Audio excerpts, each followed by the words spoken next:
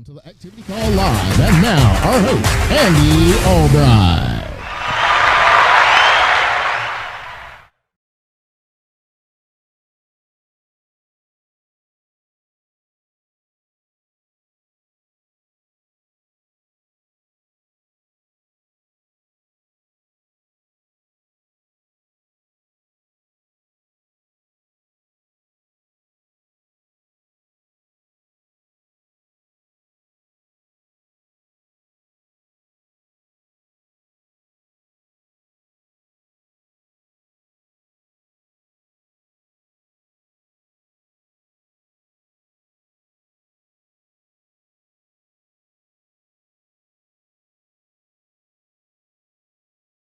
And the reason I ask about Veterans Day, because I've got two badass veterans today. We got to hear a couple of cool stories. Actually, most bizarre, unbelievable things you don't get to hear in public from two incredible veterans that keep America safe. So I'm going to ask them to join me up here so we can chat about the activities, because, come on up here. This is Jake Krause. Jake Krause and Mark Burrows. I'm very appreciative of anybody military. My dad was in the Army. I don't know if you told me this. He's been in the Army about 3 different times, maybe 4. I was like, how does that happen? Oh, is that right? It was in the this would have been in the 50s. And it's not, his stories are not your stories. Let's just be sure. He was there with the Korean conflict. Korean conflict? I don't know what the Korean conflict was, but apparently it was a big deal. But he's anyway, so I love military. Well, I love America. I love freedom. I love freedom more than probably anything, baby. I'm gonna tell you what, I ain't big on, like, I got a list of things I want to do in life, my bucket list, and I got a list to not do. Prison's one of them I don't want to do. You know, and if you, I shout out to my boys out here that are agents that have done some time, I'm out. And I've talked to them, they're like, yeah, you, they already know there's a list of things in there you don't want to do. And so, freedom, baby. I'm big on freedom, not big on jail. I ain't scared of a fine here or there, you know what I'm saying? A fine's not that bad, but, you know, I don't want a fine, but, you know, it's better than jail, you know, I'm like, avoid that. Where's the line? But freedom, baby, freedom on this side. And I think right now America is still the coolest country in the world. I think it's the richest country in the world. And I think we got a fighting chance to stay that way for the next generation, my children. And I got a grandbaby on the way. Woo! I got a grandbaby. I'm fighting for that grandbaby. You know, I want her to experience the opportunity. We got people. We got a guy here. Where you? I'll say it. Where are you from, Ryan? Taiwan. And he talks about the American dream. He's brought it up like 5 different times since we've been here this weekend.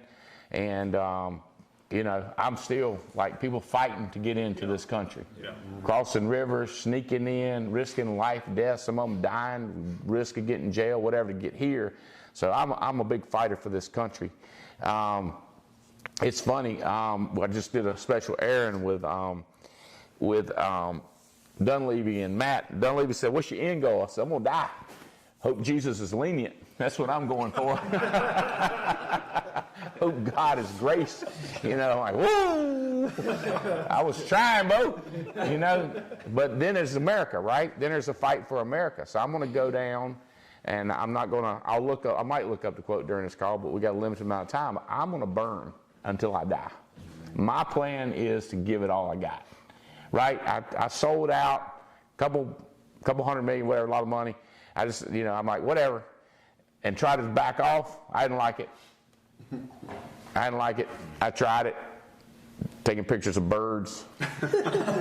My billionaire friend, my friend that I think might possibly could be a billionaire, was making fun of me. I said, I can't be my friend making fun of me. Taking pictures of birds and stuff, and just some other stuff. And I was like, ah! So I'm back in the fight. You know, it wasn't long. I say 6 months. My wife says 30 days. I took off. But I like fighting for America. I like fighting for freedom. I like fighting for my kids' freedom. I'd like to see you free. And, you know, I'd like to, I think more people that are free to travel, free to roam, like what was it? I don't know, one of the airlines said, you're free to roam, free to fly. You know, you can now travel. the more people that are free to travel the world, go to Africa, go to India, go to Rwanda, go to Botswana, go to Mexico, different places in Mexico, not just right where the tourists go, but go out in other places. You better have bodyguards. But, you know, in other countries, what it's like compared to America out here in the country, we ain't worried about nothing. You know, it's just, I think it's the best country. And, you know, I don't think everything's perfect about it. I don't think everything's perfect about me. Don't make no doubt about it. There's a lot of things ain't. That's why the request for grace. And there ain't nothing, I know there ain't no perfect about you. Country ain't perfect. Our business ain't perfect. But this is the best business. You hear how that went? You heard how that went? God and country. Business. Where's your family? I do everything for my family. So your family's number one. You see what I'm saying? Yeah, I do everything for them. You hear what I'm saying? Yeah. It's complicated, but it's very, very simple. I go, they follow. I put them first means I use them as a shield. You know what terrorists do? These are innocent people. You have to kill them before you get to me. That's what wussies do. I can't travel because of my wife. Oh, boy. Oh, so you're a terrorist. You put her in front of it. I can't do it because of my children. Put your children in front of yourself, terrorist. Ooh. That's what they do. They use their kids first. They die first. I die first. They Amen. Will follow. Stop being hello. Don't be a terrorist. Don't be a, you know them words we ain't supposed to say. Don't be a kitty cat terrorist. Well, I'm a single mom. You wouldn't understand. You're correct. I don't understand. I wouldn't understand if she was a single dad and you put your kids first. I go first. Kids follow. You don't go, hey, charge, and we're going to break through, kids. And I'll be right behind you, backing you, because you're number one in my life. They're number one. You with me? Yep. You know, so now, but Army man, Marines, Navy, all that stuff, them boys out front of the front. Mm-hmm. You know what I'm talking about? Yep. And I'm like, any way I could, you know, pay taxes and support the program, you know what I'm saying? I try to avoid taxes, but I mean, if I'm buying a tank, I'm going to buy you a tank. I want you to have the best guns, the best rockets. I like them things. You know, them guns you were talking about last night off the machine gun, off the helicopter. It sounded kind of cool, too. I thought for a minute I might want to do that. I said, no. He's a pilot. I'm not a pilot. I'll fly with you and I'll shoot. As long as it ain't shooting back. When that thing where you talking about they shooting at you and they go, woo! But I tell you what, I would if I had to. But as long as we got the volunteers, as long as we got enough people killing it, and you know. So anyway, appreciate you guys. I want y'all to chat a little bit. I want to explain too, if we got a shot of who's here. This is an elite group that I invited out to the cabin for 3 nights. And let's be clear, there are 30 stud people, guys at the campus right now watching that over half of them wanted to be here. I mean, all of them wanted to be here, but half of them were like, I'll pay to be there. And I was like, yeah, I got to pick 12. And this is 12 I picked. No offense to the ones I didn't pick, but everybody makes a pick. And I could be wrong on one of you, you know, and I could be wrong on one of them, but you got to make a decision. We don't do stuff as often as I want to. The next formal time we're going to be out here. And by the way, I have got a lot of pushback screaming from females and wives and girlfriends saying, we ain't there. And I was like, all right, I don't know if you're going to shoot shotguns or ride 4-wheelers, go fishing, or maybe y'all should do Vegas or New York or something, you know, and I ain't trying to put them. So I said, no, we want to see the cabin. So here's what I'm going to do. I'm marking this off my calendar the week of March 3 through 9. So if it works like I want to work, it will be Sunday night, Monday night, Wednesday night for the women because they won't tear nothing up out here because then the men will be a disaster Thursday night, Friday night, Saturday night. So that first week of March. I'm not going to do tickets yet because here's what I'm telling you. Our number one focus right now is January. That's the next stupid big event. January 26, 27, 28. Am I right on my dates? Yes, sir. Dallas, Texas. Now, Las Colinas, Texas, because it sounds cooler, but it's Dallas, Texas. You fly into Dallas. It's the most convenient place we could find where everybody could fly in. Cheap as everything, Dallas. No excuses, because people putting their kids first and their savings first. I'm out front. So that's where it's going to be. So that's our focus, to get those numbers, get assigned seats, get people's hotels purchased, plane flights purchased. Let's take this national convention to a new level. But you can mark those dates, and when it's available, it'll be limited. Limited, exclusivity, limited like we did before, because it wouldn't be the same. Matter of fact, I might get a couple of you guys to comment about, is it worth the time we've put in out here. I have absolutely loved it. I'm excited about see what happens to these top 30 under 30, and they got the energy and fight for under 30s. And they're the only two here that I think that are my age, or I know they're actually a lot younger than me, but approaching. But I knew their service, I know their medals, and I know their what they've sacrificed for the country, and I love what they're doing in our business. They're killing it in our business. So we're going to focus on January. So when I say on first teaching activity, here's what we do. We tell them day one, here's the dates to get on your calendar. And we tell them how great it's going to be. And then they start making money. We they have to buy their ticket then. They have to buy their flight. They have to get their hotel room. We get their commitment. As we commit to them, we expect them to commit to us. Learn how to get people to big events.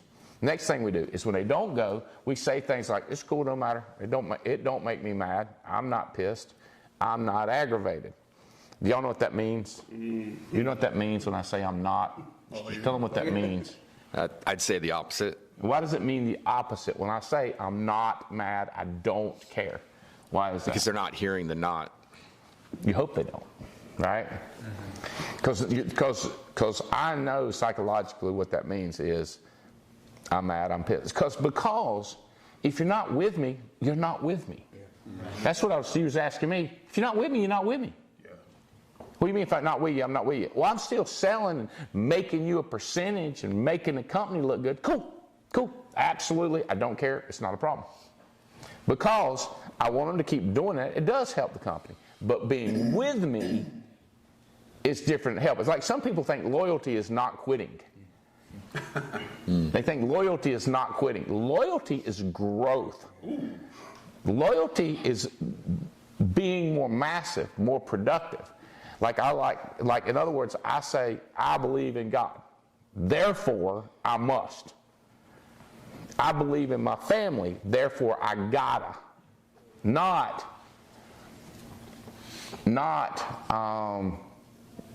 well, as long as I care about them, as long as I say it, as long as I'm working. You with me? So my job is to expand to show gratitude, expand to show loyalty, rather than just wording it. So if they ain't with you, they ain't with you. If they ain't with you, they're away from you. What definition is that? If they ain't with you? But Andy, they don't have to do everything. Dude, if we're a squad, if we're a team, if we're trying to take over, I just met a young guy this week. I've been on the phone, so if you guys that are watching the show, you haven't seen the intensity. We've had so many brand new people that we recruited from ground zero, and then we talked to people that have just got in, just got licensed, just sold a first policy, just sold 4. One of those young guys, I think his name is Anchor, something like that. And here's what he said. I've declared war on my poverty. And I was like, what'd you say? He said, I have decided to declare war. Because declaring war is different than saying, I want to get rich. Right? I want this country to be great. Every country around the world goes, cool, y'all want to be great. We're going to declare war on you. Oh, hell. Oh, no. Not them Apaches and them other things. Nuh-uh. No war. Please. Can we take it back? Can we get a take back? Can we get a do-over? They don't want America to declare war. Sorry. They don't want America to declare war. Neither does your poverty. Don't want you to declare war. But war says there's going to be casualties. War says there's going to be investment. War says there's people going to protest with signs, maybe in your own house. walking around. I'm protesting. You're fighting for our poverty. And you go, no, I'm fighting for our house, our family. Well, I'm protesting, but I'm fighting for you, right? That's what protesters do. We're going to war against that country to keep America free, and then they protest it. And we're sitting there going like, we're fighting for you, right?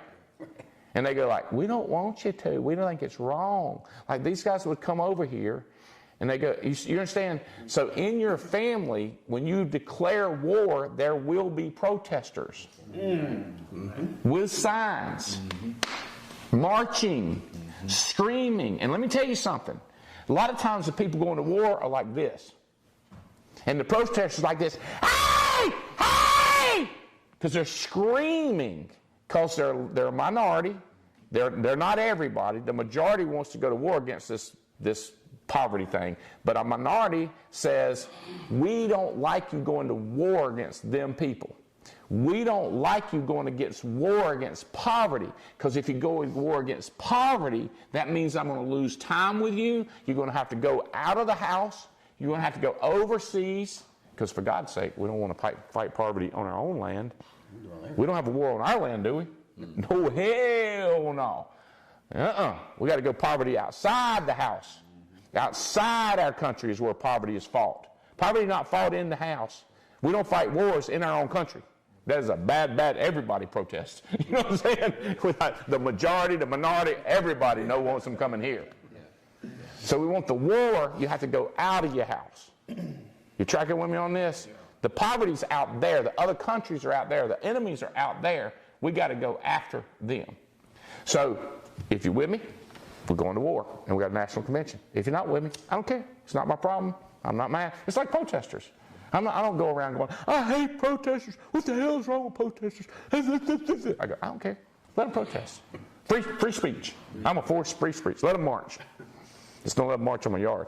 Mess up my grass. You know how much that grass costs? Roll that turf grass out there? Keep them off my grass, boss. Somebody with a badge. Keep them off my grass. Toodaloo. I don't care. I don't care if they march. March the streets, public. I don't care if they tear down statues, but I don't care. Now, the cops might care. Now, if they start messing with Jim Balbano's statue at NC State, I might go down there and whoop some ass. Don't mess with my statues. If they ever put a statue of me up, I'll be down there with, I know who I'm going to call. Hey, boys. Y'all understand, this realm of what we do the do. So right now, we're doing go to convention. All right. So 30 people. Actually, we got more. I say 30 under 30. It's more than 30. I think it's more like almost 40 people here that are just crazy from all the country. I had Todd Swenson here from CFG. Actually, we had Pete Meha here from AMAM, American Amicable. And Pete was like, who are these guys? I was like, I know. They're people that you don't know about. A lot of them I don't know. I've been fighting all damn week to get Zach Wilson's name. I was like, tell me who you are again. And he's like, I'm the hog hunter from Texas. Oh, yeah, what's your name? And I finally got it. I finally got Wilson down. But we've been here intensely talking about how to take over. So I named it 3030. It's 45 people. But what I'm thinking is all these new people that we pulled in. Todd Swenson's like, I don't know 90% of these people. I was like, I know. Meaning, we want to know who you are. We want to know who you are. We want to know who you are. We want the country to recognize who you are. We need more winners. So one of the things I've tried to teach in the activity is how we work. I was like, let me show you how to really recruit. Let me show you how to get shit done, how to spend more. There's the biggest things, activity. With the alliance, in sales, it takes money and elbow grease. Right. Okay, what money is, boom, munion, that's what money is. We need cash, Benjamins, dollars. You say, how about my credit card? That'll work. That's like munion, that's like cash. And then elbow grease. It's you dialing like this right here. You get an elbow in it. You got to get your elbow into it right now. Dialing, pressing numbers, going to house, using the pen. Same thing with recruiting. How to spend money or how to invest money so that you're working while you're working. You're not wasting time while you're working. And I know, hey, for those of you who feel like I'm getting in your face, and I don't know what to tell you. I don't care. I'm not pissed. You know what I mean? Like I'm just telling you that's the game plan to been out here, is show people how to get stuff done when it comes to recruiting. Hang up, move to the next person. How to have assistants, how to have help, how to have marketing reps or recruiters, how to have secretaries, how to have staff all around you, because you are the producer. That's the activity that we've been talking about, right? You're the producer. I've said this to my staff many times. If you've ever seen at a carnival, state fair, a guy that's got a little monkey out there and he's just a dancing, they got a little leash on him and he's playing like a little box, and the monkey's just a dancing, and people don't come around to see the guy spinning the box. They come around to see the monkey dancing, but they put the money in the box to pay the man. The man just feeds the monkey. And people say, I don't want to be the monkey. Well, you are the monkey. You self-employed, you're the monkey. You're the one dancing. You're the one dialing. You're the one doing the elbow grease. They put the money in the coffers to see you dance, and that money is what pays the man. So the money, when I dance, is what pays my staff. You see what I'm saying? When they put money in there, my staff gets health insurance. My staff gets cash. They get raises. They get bonuses. They get trips. They get stuff because they're putting it in there. So with your staff, that's what you tell them. I'm the monkey, and if you don't let me dance, there's no money coming in. I can't pay you. What do you mean? Well, you can't be changing the poop in your cage. You don't even know how to change the poop in your cage. You're just a monkey. I'm just a monkey. I don't know how to change the poop. I don't know how to fill out an expense report. I don't know how to book a flight. I'm a monkey. I'm dancing. Let me dance. What's the dancing? Selling, recruiting, and building. That's good. Ooh, that's good. Selling and recruiting and building. Ooh. That's what a monkey do. Chills. Does that make sense? I don't do the other stuff. That's a no-go. Well, I'm smarter than you. I can do my expense accounts. It only takes a minute. It only takes a minute to find a Brian Rojas. It only takes a minute to call Dunleavy. And all of a sudden, you got a $30,000 a month producer. All of a sudden, you got the most ambitious, focused, emergency, urgent person you've had in your life in 1 minute. Or you can take a minute to fill out your expense report. See, what we do is we dance. And what we do to dance is sell, recruit, and build. And that's 1 minute away from making a call and finding Bagsby. 1 minute. Quit piddling, monkey. Your job is to dance and bring in the people. Tracking with me? Yeah. Have we got enough analogies in here yet? That's good. A little bit more. I understand how to monkey. You got the monkey part. I'm a dance. I just need the symbols now. Higher the monkey tree gets up in the tree dancing, the more people shoot at him. Higher the monkey gets up in the tree, the more things he can see that are stupid in this world. Wow. The more monkey gets higher in the tree, he can see the other monkeys ain't dancing. Make a monkey mad. You with me? Yeah. Yes, sir. All right. Let's talk about, let's just introduce yourself. Let's start with Mark.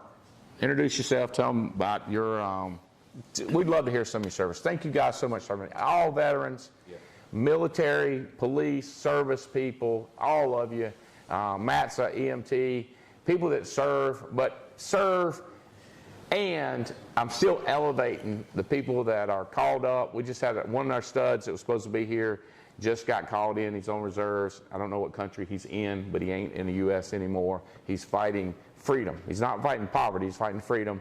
And, I mean, he was here. A couple of us snuck out here, and that jerk could shoot. He never shot a shotgun. He's big on pistols and rifles, but never shot a shotgun. He did not take a second to adapt. And I was like, he's another one I want with me. But he's out fighting freedom. Those of you that are on the front line, stuff like that, we appreciate you and say thank you. That's the best I can say. All right, well, tell them a little about your family and kids, and roll into service, a little bit about service, much as you were willing to share, and then eventually take your time, roll into how you get involved in this business. Sure. Thanks, Andy. This has been amazing. I think everybody here can agree to that. So thank you for putting this together. Look forward to the next one. Mark Burrows, I'm out of Colorado Springs, Colorado. Nicole, my wife, and I have been doing this for about 2.5 years. Jake Milkraus is our upline. They found us. Now, we've known each other, since what, 2003 or 4 or something like that? 4, I think. Yeah, a long time ago. Jake and I flew together in the Army in combat. And so when Jake approached me, I just said, yeah, I trust you, love you as a brother. I mean, I'd follow you into combat. Why wouldn't I follow you here? Ooh. So here we are. I was in the Navy 8 years right out of high school, and then loved my time in the Navy. I really did. And then I switched to the Army so I could fly. So I went to Warrant Officer Flight Training, learned to fly helicopters, and then 9/11 happened, and I remember being in the desert sleeping under a helicopter in the sand and wondering why the hell I left the Navy. So I had hot chow, had ice cream, air conditioning, and now I'm in the desert sleeping under a helicopter in the sand. So did military 23 years, retired in 2017. And you said something earlier that really struck me about going to war on something. Here people are going to war on poverty, or maybe it's something in your past, maybe you're trying to outrun something. But looking back in history, nobody ever fought a war alone. And so here, this is what I found, is that this is the brother and sisterhood that gets you through the war. You can't do it by yourself. And so there's a statue that if you guys ever look it up, Jake and I were in the 10th Mountain Division. It traces its history back to World War II and the fight in Italy, and they're climbing the mountains and stuff. And so there's a statue. If you look it up, it's in Fort Drum, New York, and it's a soldier scaling a mountain, like heavy pack, rifles, weapons. He's almost at the top. But there's another soldier on top of the mountain putting his hand down and pulling him up. And that's the alliance. If you just reach up for help, somebody will be there to help pull you up. And that's what I saw here. That's good stuff. That's the alliance piece to me. So, so you hadn't had enough. Well, okay. So when you give us some of like my day, I always said I was in the Korean conflict. I don't know what that was, but so long ago.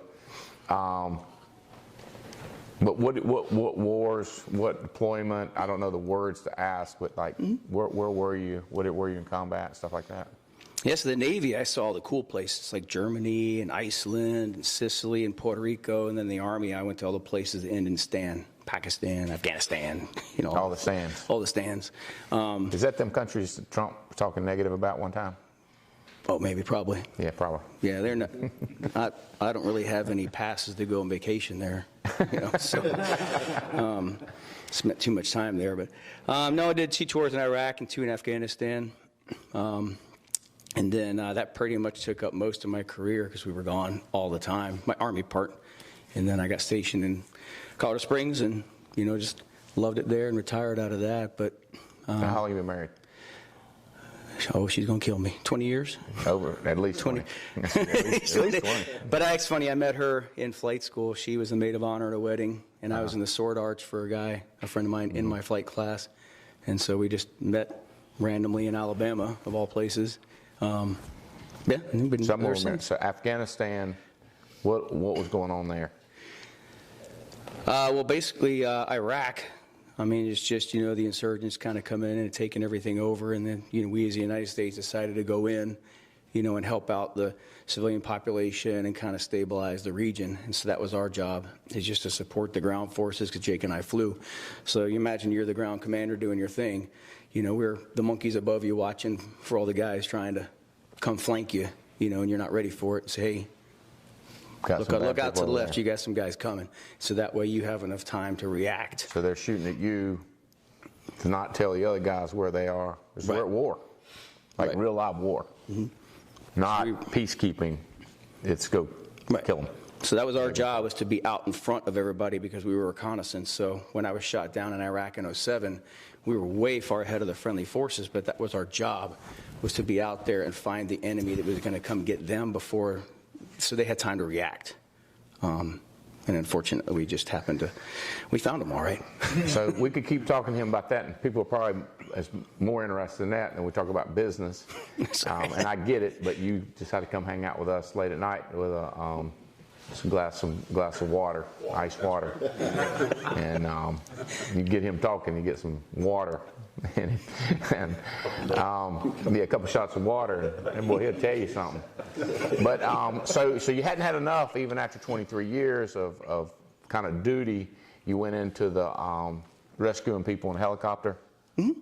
Yep. So right after the Army, I started flying for a hospital network, flying medevac helicopters. I was already a helicopter pilot, and helping people was kind of my nature. So fell into that and did that until August of this year. And then at our conference in Miami, I made the decision that this is where I needed to devote my time. And so I quit that. I've been here full time since August. So he was with us, and at the convention, he decided to get with us more. That's when major decisions are made, is these big events.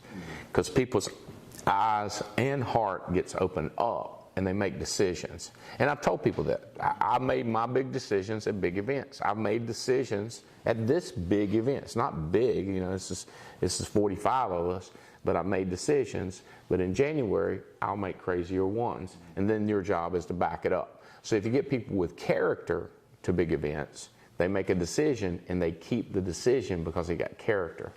People that don't have character, you get somebody, well, if I get somebody at a big event and then they quit, then they just didn't have character. It's no big deal. It's not your fault. You got them there, they made a decision, and then they give up on themselves, they give up on their country, they give up on their family, they give up on everything. That's okay, but you got to give them there to give them the opportunity to make the decision. So let's talk about Jake getting you there to make the decision the first time coming to an event. Like, had you made $20,000 with us and you just easy spending the money? Did you want to go for the party? You know, what was your deal when he told you that he was coming to the big event? Like, how did he get you to commit, and then what made you show up, and how committed to us, or the alliance? I know he's committed to Jake, but how committed were you? Can you kind of enlighten us on that story? Sure.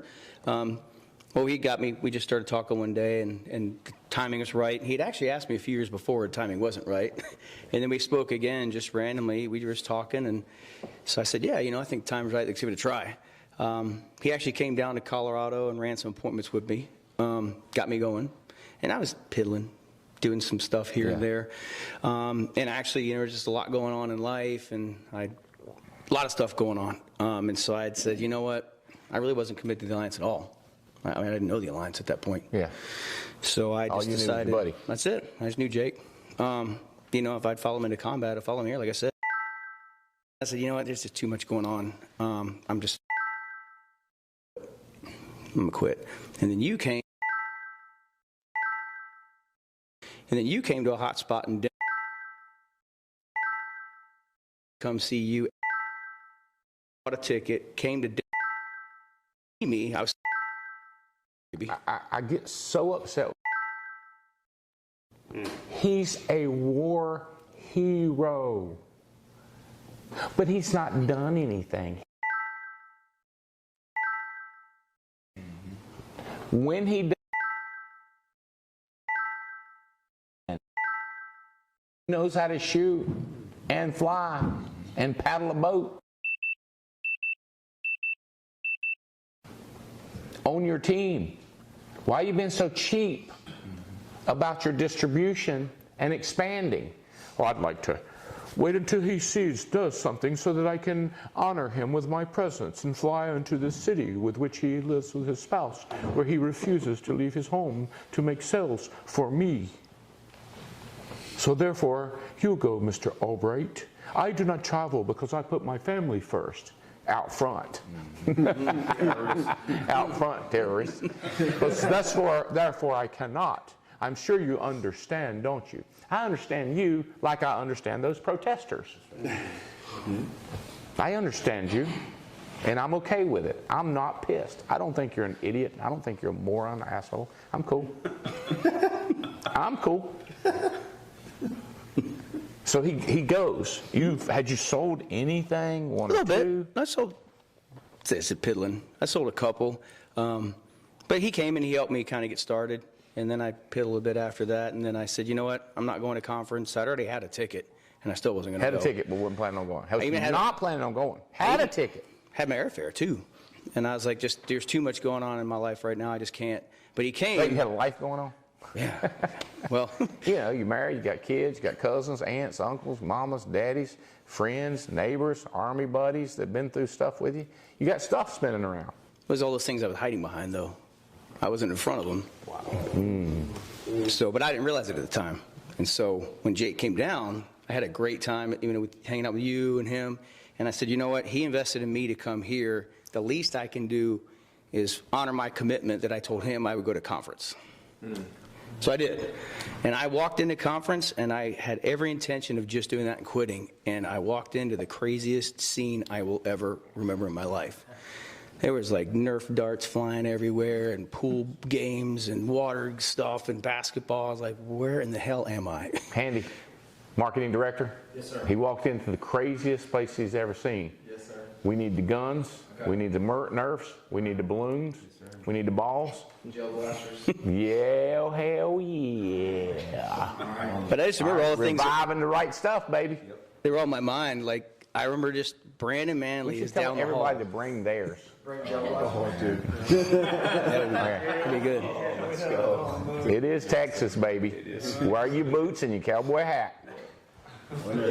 I keep interrupting you, boss. No. I was just saying, I walked in and all that stuff in my mind disappeared. And I just remember going like Brandon Manley down the hall. And we had our little military team, a laser tag that, remember the laser tag game? And we're just shooting back and forth and running around and like all that stuff. And then when I sitting through the conference, all the things you just started bombarding me. I was like, man, I got some decisions to make in life.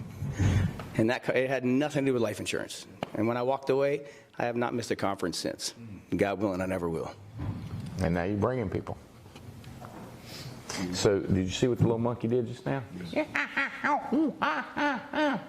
He's screaming for some help. The monkey don't know how to get Nerf guns. The monkey don't know how to get all these other games and balloons.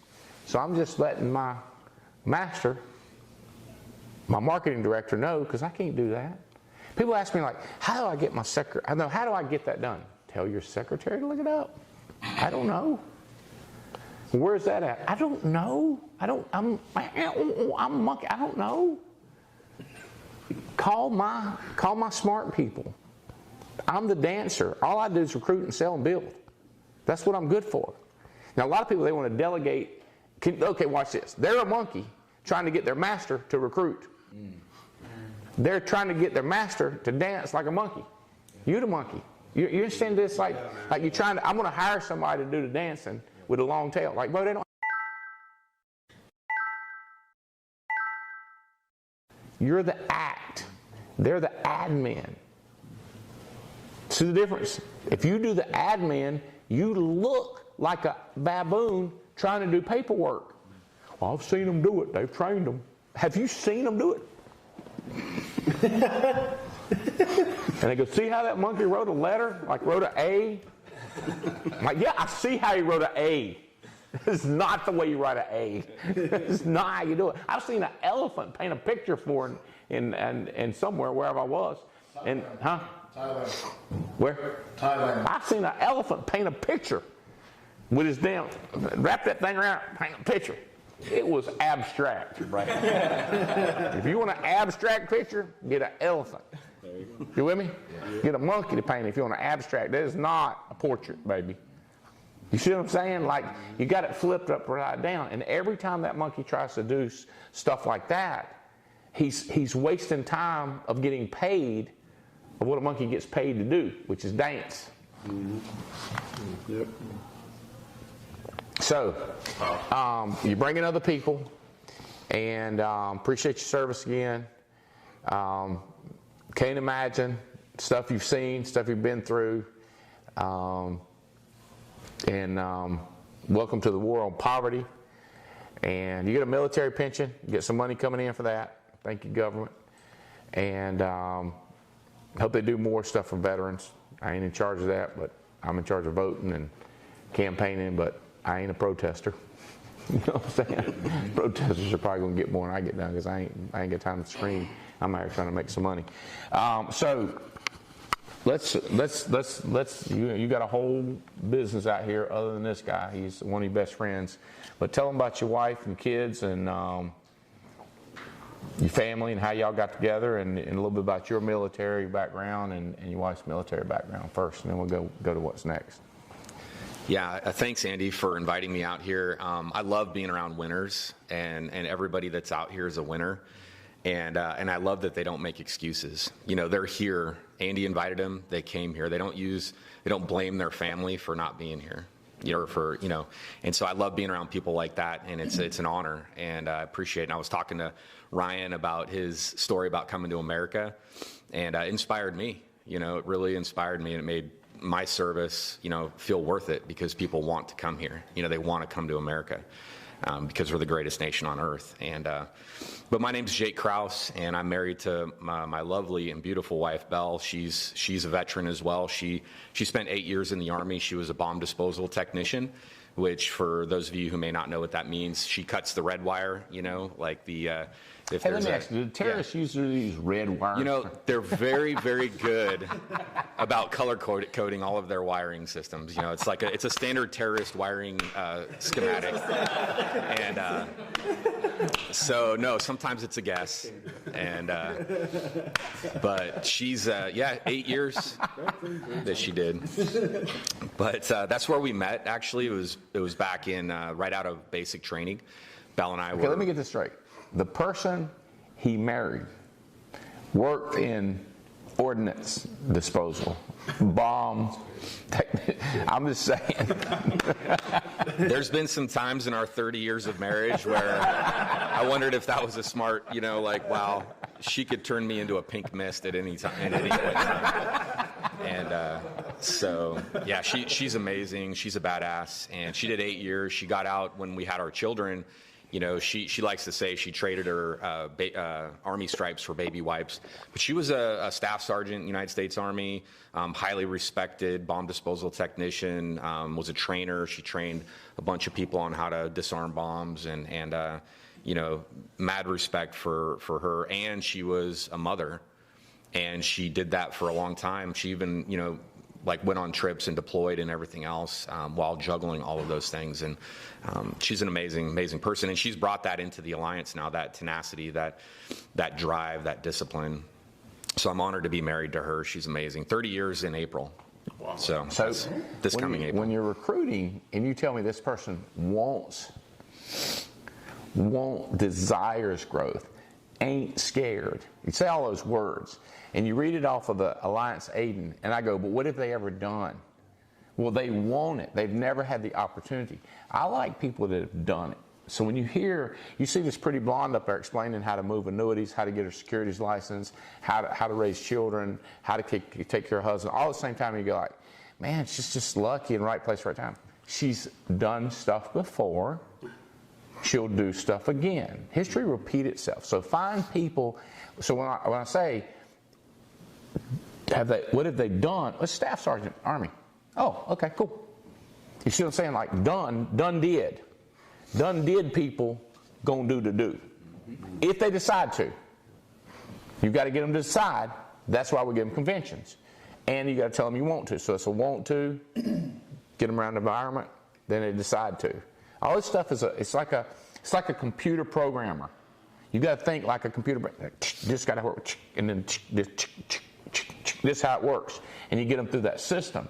But somebody like that, you will spend more money traveling to, investing in. Back to me. Does this make sense? So as your friends, as a Tennessee Vol, who do you know that's done stuff? And by the way, they didn't come on the first second they saw the plan. It was 2 years, blah, blah, blah, this, that, and then it's a process. And the sooner you get 62 people in the process, because you get one person, you wait 2 years for the process, and you got one guy, so now I'm going to get me another guy. Eventually, you're going to be old. You're going to be dead. And you're going to find out about how grace works. You know what I'm saying? I'm trying to do it now because I want to tell you this, and I want you to come back to this. We are, in all of integrity, in all the insurance world, in all the sales and marketing world, and all of that, we are, I almost want to take that because that's one of the recruits and call him back, but I can't take it right now. We are the most ambitious. We are the most focused, and we're the most urgent. please don't bring down our average and be less than ambitious. Don't be less urgent. Try to match my urgency. Try to match my ambition. Try to match it. Try to exceed it. Show me that you're crazier in those 3 areas.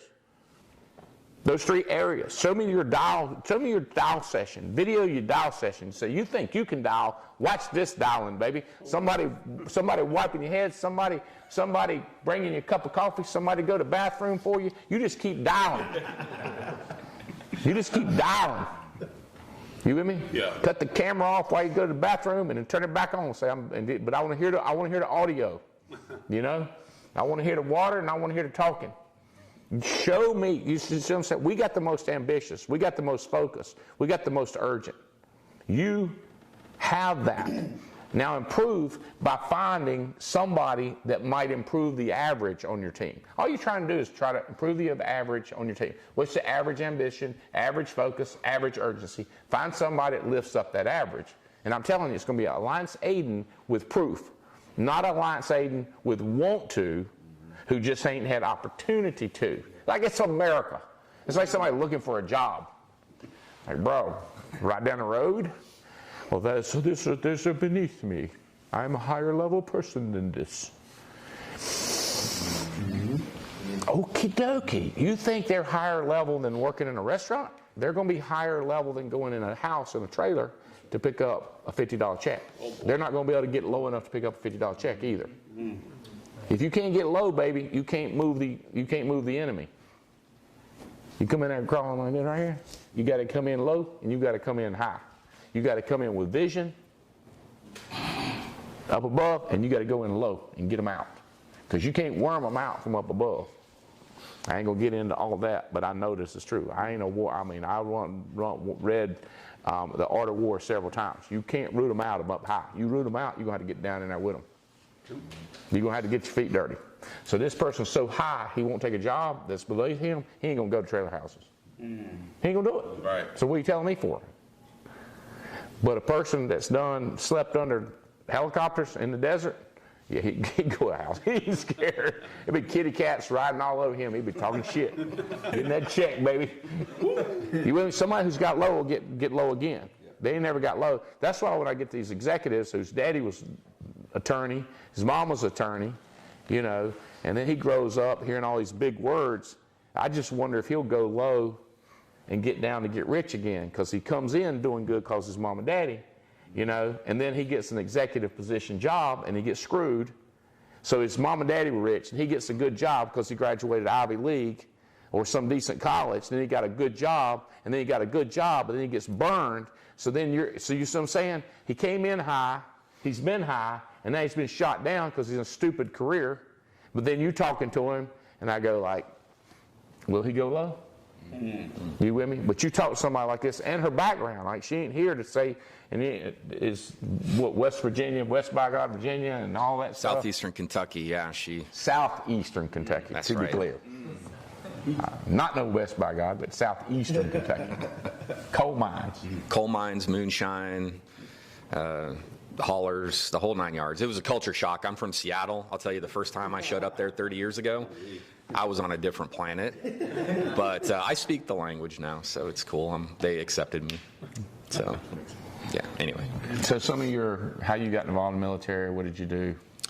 Yeah, so my opportunity out of high school was really just the military. You know, I wasn't a fantastic student. I was kind of a daydreamer, always thinking about other stuff. But the military always intrigued me, so I ended up joining the military, meeting Bell right out of basic training. We were in bomb disposal school together, and we did that together for about 8 years. And we both got out. So right before 9/11, you know, we'd done 8 years, we'd done our service, wasn't a lot going on. Actually left the service, and then very quickly 9/11 kicked off, and we were both in school, and I got this feeling I needed to come back in. You know, Belle was out because of the kids, but I felt this pull pulling me back in, you know, because the war was going on in Iraq, things were going on in Afghanistan, and so I finished up school, applied for flight school as a civilian and got accepted, came back in, went to flight school. And that's when I met Mark. We were flying Kiowa Warriors together, which is a scout attack helicopter. And we did Iraq together, We did Afghanistan together. And these are year-long deployments, by the way, so longer than a year, actually. One was 15 months, one was 12 months. Okay, so those of us are kind of does that mean you was not home that long? Correct. So, no home for weekends? No, you get about a week and a half in between. So if you're there for a year, you get like a furlough or a leave for about a week and a half. You get to come home for a little bit. Gone for a year? Yeah. You not deal with people now? You ask them to do 3 nights in a row, and you would think that you poured acid in their ear and shot some up their rear end. Like you said, some people do things for their family. Some people do, use them as an excuse. As a shield. But that's the thing. I was providing for my family too. I was serving, but this was my job. This is how I provided for my family. This is how I put food on the table. I wanted to have a future for my children. This is all I knew. I hadn't met the Alliance yet.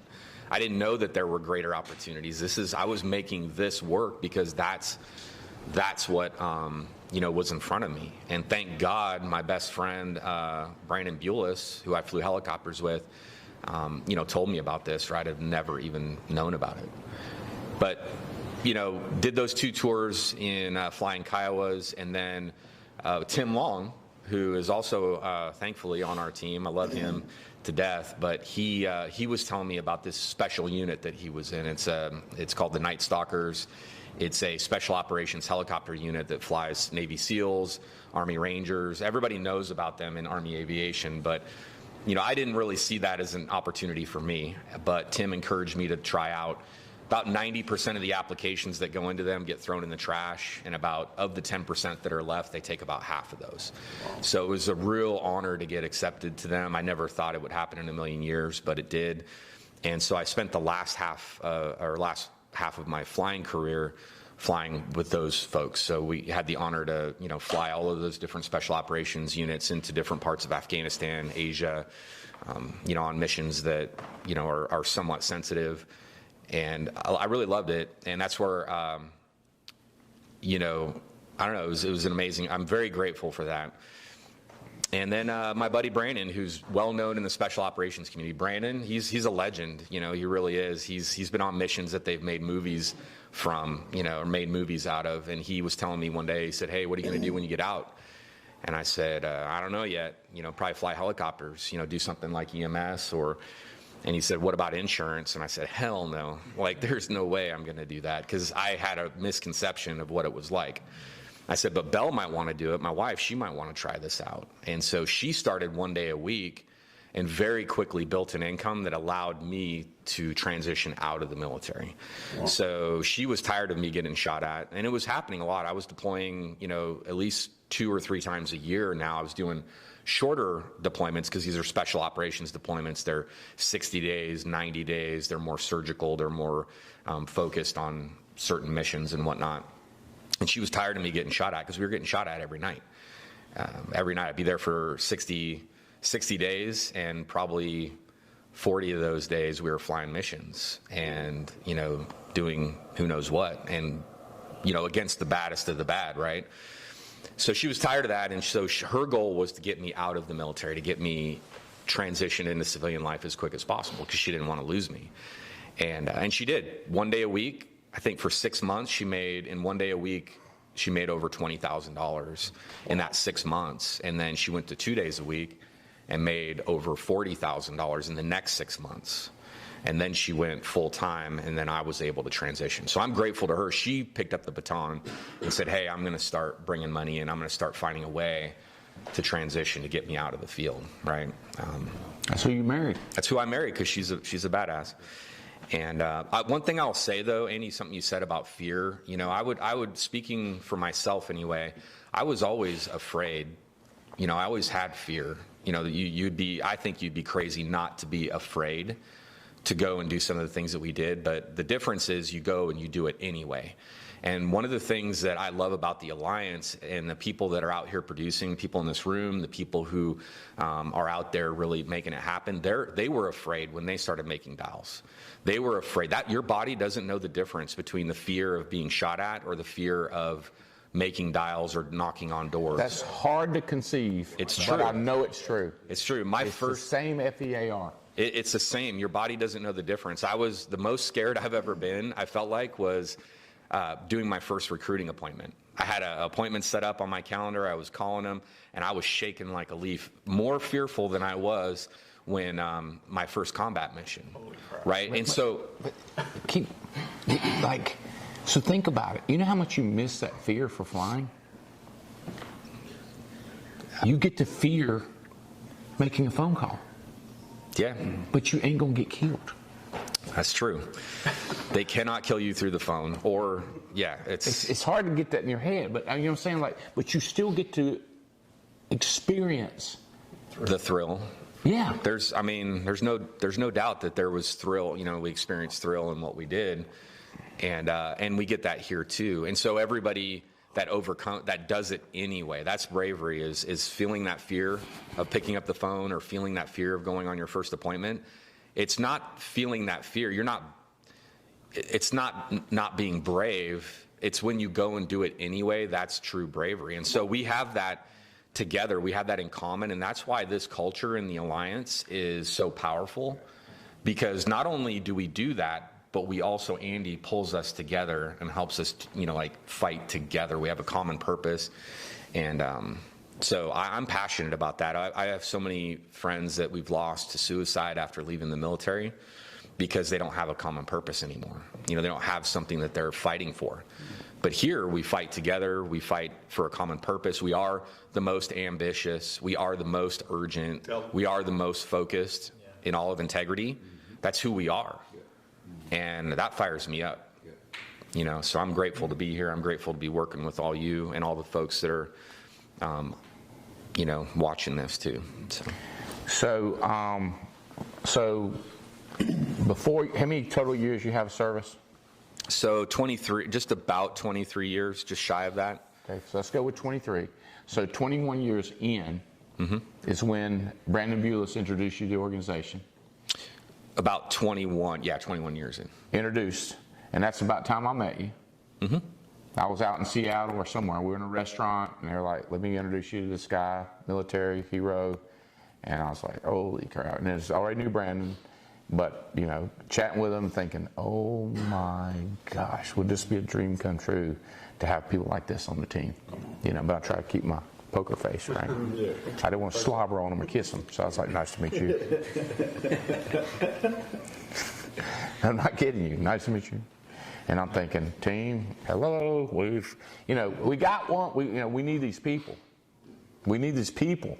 This would be incredible. And we met, and you're like, hey, we're going to transition out. And I'm like, trying not to show my urgency, because he's military. You got to do what he's going to do. You can't tell them what to do. And then so over the next 2 years is when Bell starts killing it and showing you it's real. Mm-hmm. You're getting to know us, coming to conventions, and decide to retire. Absolutely. It was the, getting around the culture, because I pictured carrying a briefcase, a brown suit, like sweating, like, chasing people down, like trying to sell them insurance. But then I got around the Alliance and I realized, these are just people that are focused, ambitious, they're urgent, they're trying to get make money for their family, just like was important to me, was to build a legacy. And they had that same camaraderie that I found in the special operations community and in the regular Army community. That same camaraderie was here. And it's because it was full of people that were overcoming their fears and that they were doing it anyway. So it was, that's what sold me, was the culture. And then I realized, okay, I had a misconception. And then we both jumped in and went for it. And super grateful, not just financially, but the mindset change that we've had and the legacy that we're building for our family. It's not just about the money. It has made us better people. The military really helped with certain things, but Andy is expanding our mind into what we never dreamed was possible. And he's going to do that with all of us. You just got to plug in and go. Get to the conference. Drink the Kool-Aid. It's okay. It tastes great. I mean, I love it. You don't die after you drink this Kool-Aid. This is the good stuff. You live. Really live. Legacy planning, children, grandchildren. Crazy. Hey, Jess, where you want to be when I cut you something for Veterans Day? I know you already got a lot, but I'm getting ready to give you something. If you get where you want to be real quick, we'll get there quick because I'm getting ready to start. You ready? You ready? Veterans of America, thank you so much for what you do. My heart goes out. I'm flanked by some of the most important, most brave veterans I've ever met in my life, and to you that give so much, thank you so much for the sacrifices. You put your children and family first by leading, not putting them in front of you and making of them an excuse, but you go out there and you have your country and your family and your wife and your kids and your family, even the protesters that are protesting you, you go out and you put you first because you have a mission to serve God, a mission to serve the country. Thank you so much for your sacrifices. I can't imagine it. I'd like to introduce these guys and let them introduce themselves. But thank you and everybody like them, what you do. And let me add in people that are not just military, but the police officers and medics and anybody that's serving out there that puts yourself on the front line at risk.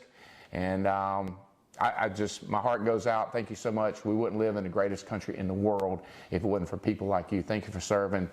We recognize you today and every day, 24/7, baby. I'm in 24/7. Are you? We appreciate you. Woo. Woo.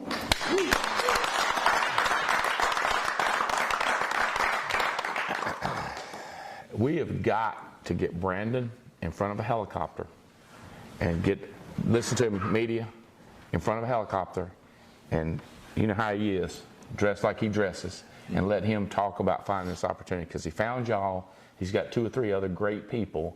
Wouldn't it be great if Brandon found 14 or 15 more franchises? That's the plan. And they're out there that know him and they recognize him. We get that video out there and help him, and we help ourselves by having them on our team. What y'all think? Would everybody help? Yep. Anything that Brandon did, we'd help and drive that? What I'm talking about. That'd be crazy talk. Teamwork makes the dream work. We have now got to get over to the campus where the other folks are. And next opportunity, what dates did I give? March 3rd, that Sunday, the next 7 days, so 3 nights. So if you mark that in your calendar, if you're interested in coming out here, hang out at camp. We'll have other opportunities to come to campus and stuff like that. That's another high priority, is get more people at our campus because it's ridiculous. Our staff is ridiculous. We're blowing it up. On Treasure Island. I know we've got other great offices around the country, but we're going to set a hell of an example in our offices for work ethic, for recruiting ethic, for investing in the tools like from President's Club, so that we can just dance. So we can sell and we can recruit and we can build, and we're going to hire the staff and the administration, the offices to back us so that when somebody else can change our bedding and all that stuff and we can go make money. So, all right, thank y'all for plugging in. We're in OT right now, overtime. Thank you much. Not happy, but sincere Veterans Day, and happy Activity Day. Let's go do the do. Come on, baby.